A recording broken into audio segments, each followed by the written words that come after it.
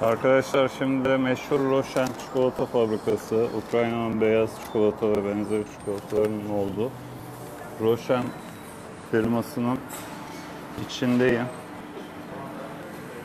Gördüğünüz gibi burası Ukrayna'nın en ünlü çikolatasının yapıldığı yer. Roshen çikolata fabrikası. Bunların kendilerinin ulusal fabrikaları. Nail'cim görüyor musun? Bak.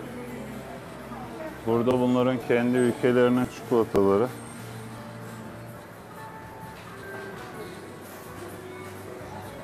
İndirimli çikolata varmış bakın. Çikolata sevmediğim için. Şurada da şu var.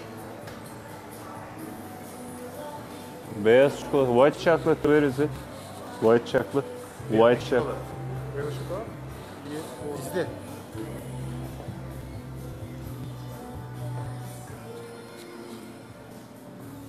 Bunların meşhur beyaz çikolatalar. Ha, not this one. No, no, no.